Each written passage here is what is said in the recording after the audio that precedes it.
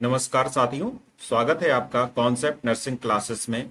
आज की क्लास में KGMU nursing officer, CHO and other examination special next practice test solve करेंगे। Question number 1, what is the recommended daily calcium requirement for a sedentary Indian women?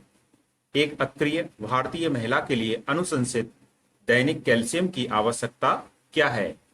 तो ऐसी महिला जो अक्रिय है, निष्क्रिय है, सीडेंटरी है, मीन्स काम कम करती है, इस प्रकार से कितने एमजी उसको पर डे कैल्शियम की आवश्यकता है? 400 mg per day, 700 mg per day, 500 mg per day and 600 mg per day. तो जो भारतीय अनुसंधान चिकित्सा परिषद मीन्स आईसीएमआर का जो डेटा है उसके अनुसार एक अक्रिय महिला, एक सीडेंटरी वोमेन को जो कैल्शियम की डेली डोज लेनी चाहिए, यह लेनी चाहिए 600 मिलीग्राम प्रतिदिन। इसलिए यहाँ पर डी ऑप्शन करेक्ट है। According to ICMR, the daily calcium requirement for a sedentary woman is 600 mg, essential for bones, teeth, nerve function, and other bodily process. Next, question number 2. What is called a disorder of the heart muscles? हृदय मांसपेशियों के विकार को क्या कहते हैं? Myocarditis, cardiomyopathy, cardiac tamponade, carditis. Correct answer होगा इसका ऑप्शन बी, कार्डियोमायोपैथी कहा जाता है हृदय की जो भी हार्ट मसल्स होती हैं उनके डिसऑर्डर को, इसलिए यहां पर बी ऑप्शन करेक्ट होगा। कार्डियोमायोपैथी हृदय मांसपेशी का डिसऑर्डर है जिसमें मसल मोटी, कठोर या कमजोर हो जाती हैं, जिससे हृदय का पंपिंग कार्य प्रभावित होता है।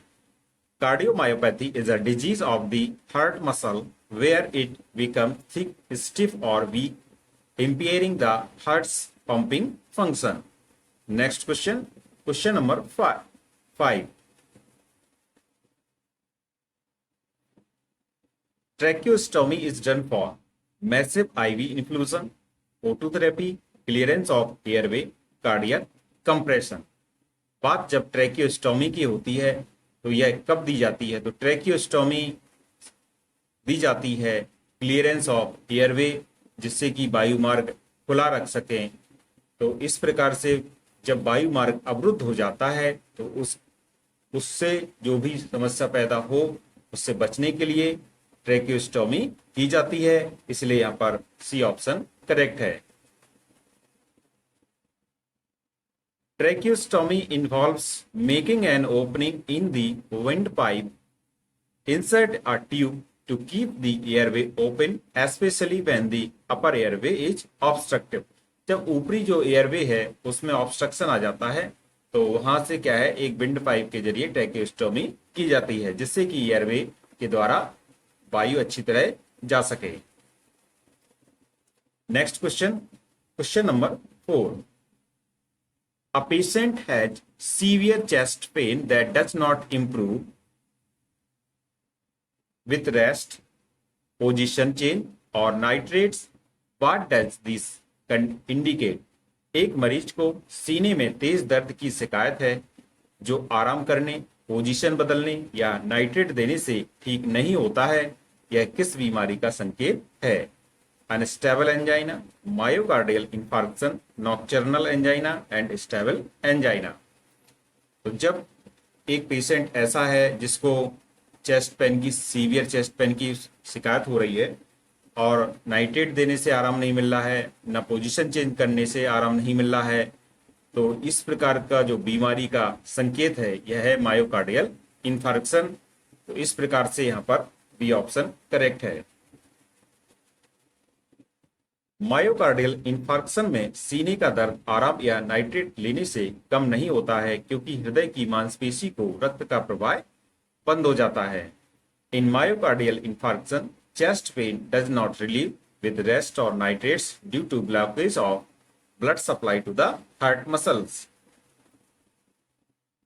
Next question, what are the risk factors for varicose veins? Varicose vein के जोखिम कारक कौन से हैं?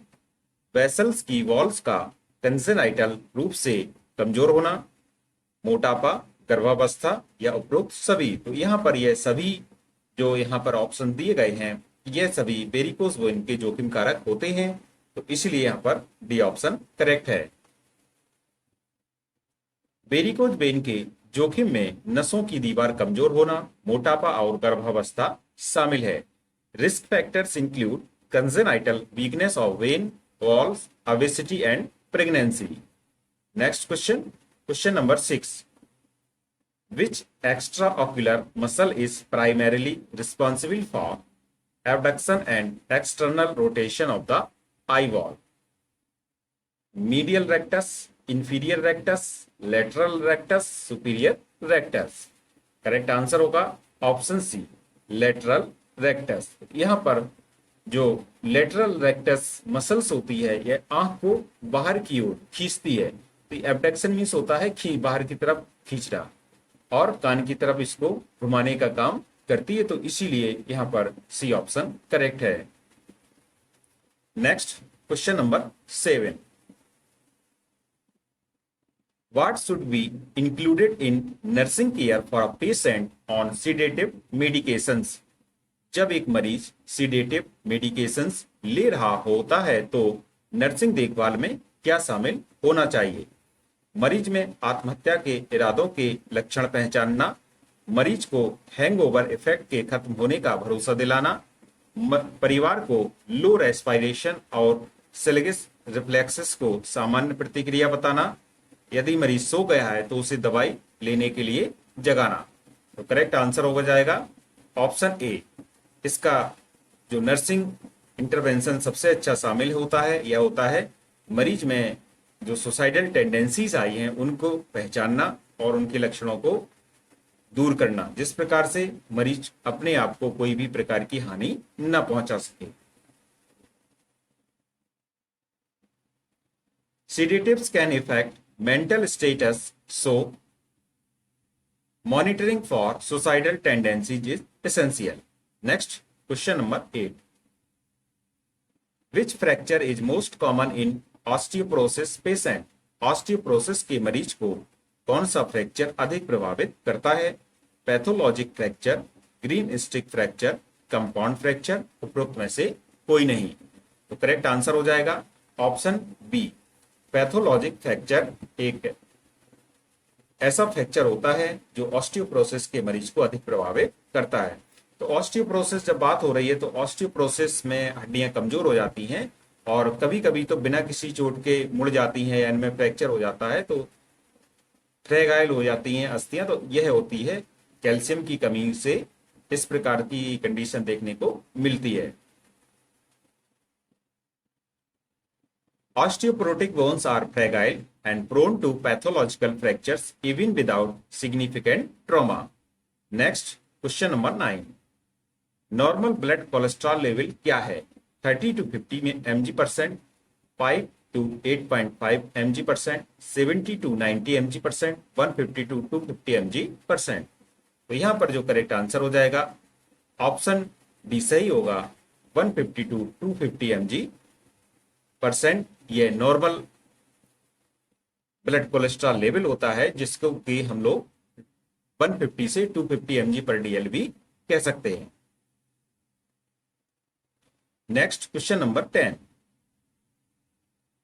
Which of the following is not a cause of deep vein thrombosis? Cushing's syndrome, pelvic surgery, lower extremities trauma, Crohn's disease? Correct answer हो जाएगा option D, Crohn's disease. Crohn's disease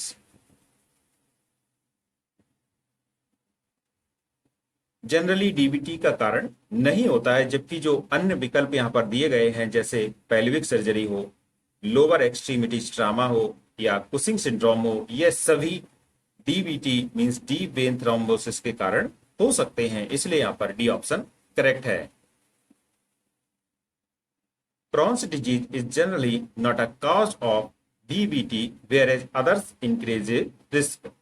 क्रॉन्स disease आमतौर पर डीबीटी का कारण नहीं होता है, जबकि अन्य विकल्प डीबीटी के जोखिम को बढ़ाते हैं। Next question, question number 11। In which breech presentation does the presenting part consist of only the two buttocks and external genitalia? Knee presentation, footling presentation, frank breech presentation, flexed breech presentation. Correct answer is option C, frank breech presentation में क्या होता है कि जो बच्चे के पैर होते हैं, ऑप्शन सी यहाँ पर सही होगा। तो फ्रैंक ब्रीच प्रेजेंटेशन की बात हो रही है, तो इसमें जो बच्चे के पैर होते हैं ये ऊपर की ओर होते हैं, और जबकि जो प्रेजेंटिंग पार्ट में केवल जो बटक्स होते हैं और जननांग होते हैं। इस प्रकार से यहां पर सी ऑप्शन करेक्ट होगा। फ्रैंक ब्रीच में बच्चे के पैर ऊपर की ओर होते हैं और प्रेजेंटिंग पार्ट में केवल दो बटक और जेनाइटेलिया होते हैं। In frank breech the baby's legs are extended upward and the presenting part is only the buttocks and genitalia. Next question, question number 12। Which chemotherapeutic agent used to treat colorectal cancer works by inhibiting thymidylate synthase? Cyclophosphamide, etoposide, 5-fluorouracil, paclitaxel। Correct answer होगा इसका option C, 5-fluorouracil। यह एक ऐसा chemotherapeutic agent है जिसका की प्रयोग colorectal treatment में किया जाता है। इस प्रकार से यह करेक्ट आंसर है ऑप्शन सी।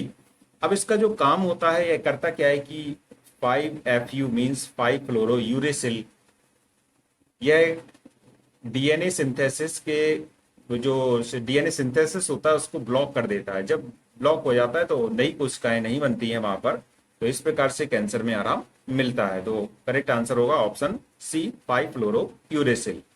Next question,